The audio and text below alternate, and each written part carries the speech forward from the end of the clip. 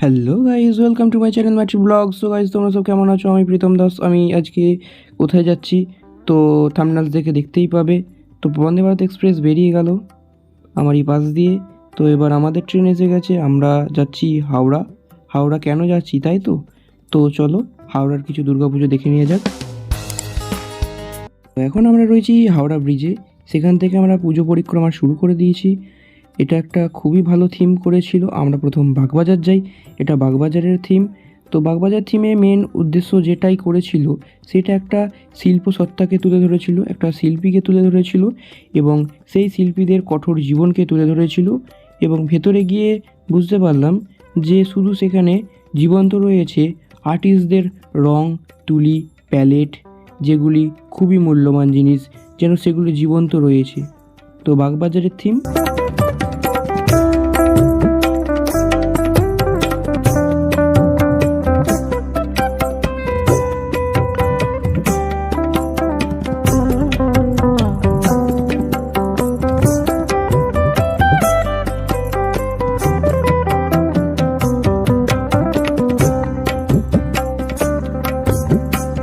তো এটা হলো বাগবাজার থিমের প্রতিমা, খুবই সুন্দর করেছে।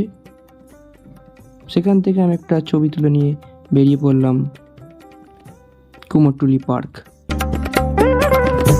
মেনলি কুমোরটুলি পার্কের যে থিমটি করেছিল সেই থিমটি হচ্ছে লুডো। তার কারণ মানুষের ওঠা নামা, জীবনের গতিবিধি সম্পর্কে ধারণা দেয় এদের উদ্দেশ্য ছিল। তো চলো ঘুরে দেখে নিয়ে যাক।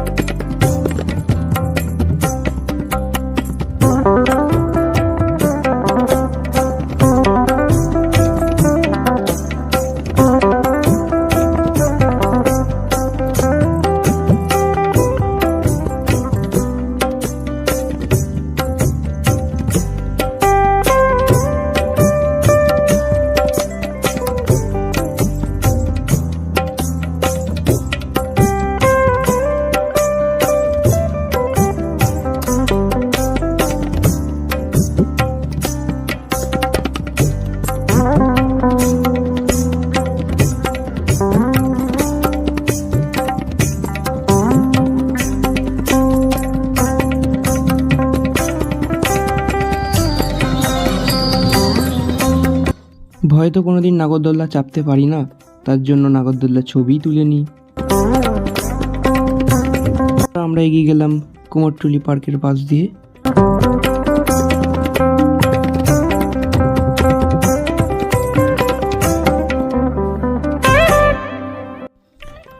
এদের থিম মেনলি হলো মানুষ আগে কীরকম ছিল আর এখন আর্টিফিশিয়ালি ইন্টেলিজেন্স এসে কীরকম হয়েছে।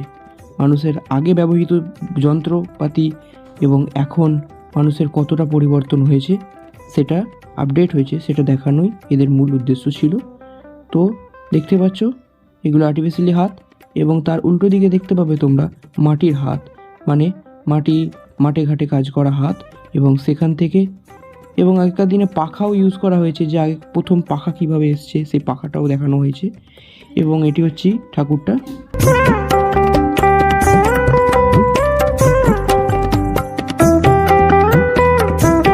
এখানে যে চালিটা ইউজ করা হয়েছে সেটা পটচিত্র মাধ্যমে ইউজ করা হয়েছে। তো এটা খুবই ভালো লেগেছে আমার। তো এখান থেকে এবার বেরিয়ে যাব। দূর থেকে প্যান্ডেল দেখে আকর্ষিত হয়ে ভেতরে গিয়ে দেখলাম ঠাকুর নাই, ঠাকুর বিসর্জন হয়ে গেছে। এবং সেখান থেকে বেরিয়ে গেলাম আমরা 21 ফুট ঠাকুর দেখার জন্য। এরপর শোভাবাজারের কিছু ঠাকুর দেখে নিয়ে যাক।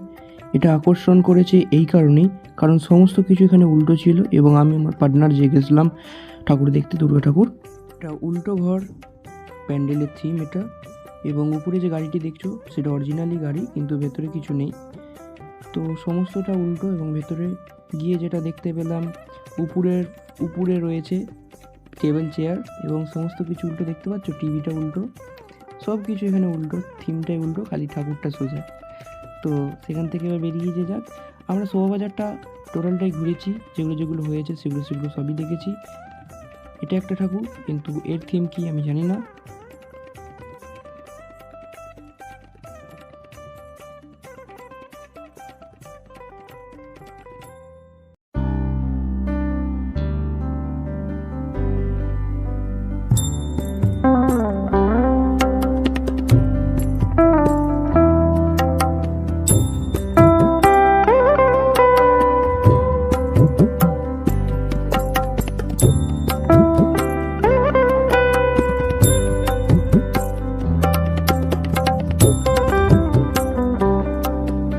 এরপর আমরা এগিয়ে গেলাম শ্যামবাজার পল্লী সংঘর দিকে।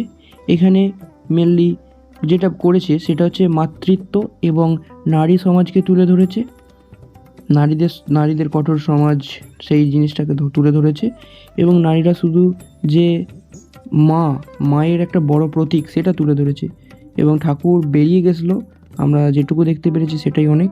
এরপর আমরা শ্যামবাজারেই ছিলাম, তো ওখানে গিয়ে দেখলাম যান্ত্রিক প্রতিমা, যান্ত্রিক দুর্গা এবং বিভিন্ন বোতল ফোতল দিয়ে বিভিন্ন যে সমস্ত জিনিস যেগুলো যেমন হচ্ছে সাইকেলের রিং স্পোক এই সমস্ত জিনিস দিয়ে করেছিল। খুবই ভালো লাগছিলো কারণ ডিশ দিয়েছিল, যে ডিভিডি ডিশ বা সিডি ডিশ সেগুলো। তো এখানে আরেকটা জিনিস যেটা করেছে চন্দ্রযানের যে ল্যান্ডার বিক্রম, সে বিক্রম কেউ করেছিল। তো মেনলি করতে চেয়েছে একটা যান্ত্রিক দুর্গা, এবং যেখানে ইউজ হয়েছে শুধু বোতল, শুধু তা নয়, বিভিন্ন মেটালের জিনিস, গাড়ির পেট্রোল ঢালার যে সমস্ত বোতলগুলো হয় সেগুলো ইউজ করেছে।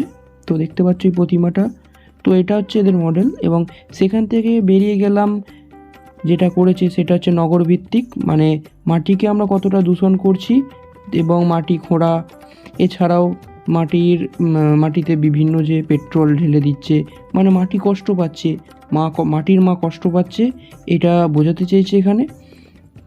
এবং অন্ধকার হয়ে যাওয়ার কারণে এবং এখানে লাইট সেরকম না থাকার কারণে হয়তো খুব একটা ভালো লাগছে না। এবং এই যে এটা যে থিমটা করেছে এরা, সেটা করেছে যে সবুজ নেই এবং বিভিন্ন শহর অঞ্চল গড়ে উঠেছে, অতিমাত্রিক শহর অঞ্চল। এছাড়াও বিভিন্ন জায়গা দিয়ে ওয়্যার চলে যাচ্ছে, মাটির তলা দিয়ে ওয়্যার চলে যাচ্ছে, এবং মাটিকে কিভাবে আমরা দূষিত করে ফেলছি সেই সমস্ত জিনিসগুলো দেখাতে চেয়েছে। মাটির মধ্যে বস্তা ফস্তা দিয়ে মাটিকে দূষণ করছি, এবং মাটির তলায় বিল্ডিংয়ের জন্য আমরা যে কলম দিয়ে দিচ্ছি, সেই সমস্ত জিনিসগুলো এখানে তুলে ধরেছে। এবং আমরা যখন যাচ্ছি তখন বরণের পালা শুরু, সেই কারণে দেখতে পাচ্ছ তোমরা বরণ শুরু হয়ে গেছে।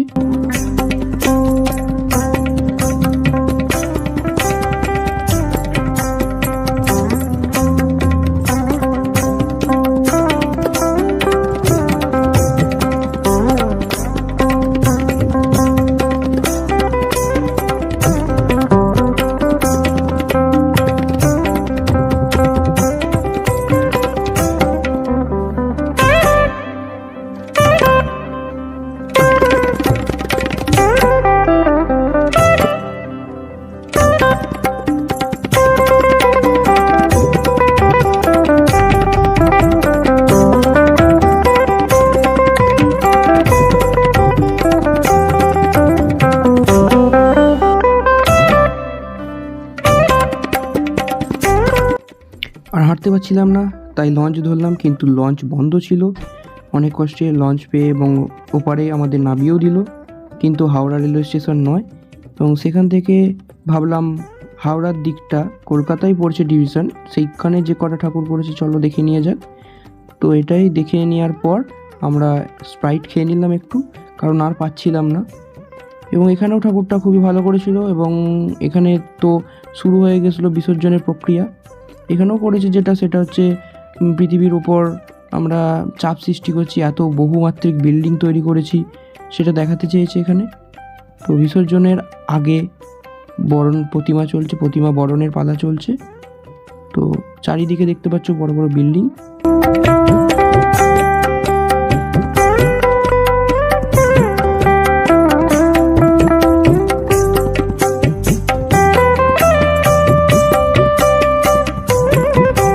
তারপর মাদুরের কাটিপাটি দেখে আমি উত্তর হাওড়া তরুণ সংঘতে গেলাম। ভালো করেছিল, হাতের কাজ খুবই ভালো, কিন্তু দুঃখের বিষয় কোনো প্রতিমা নেই, কারণ বিসর্জন হয়ে গেছে। আমরা গিয়েছি দশমীতে, সেই কারণে বেশিরভাগ ভালো ভালো ঠাকুর বিসর্জন হয়ে গেছে। কিন্তু ভিজিট করতে পেরেছি, এটাই অনেক, যে প্যান্ডেলগুলো অন্তত আকর্ষণীয় প্যান্ডেলগুলো সেগুলোকে তুলে আসতে পেরেছি।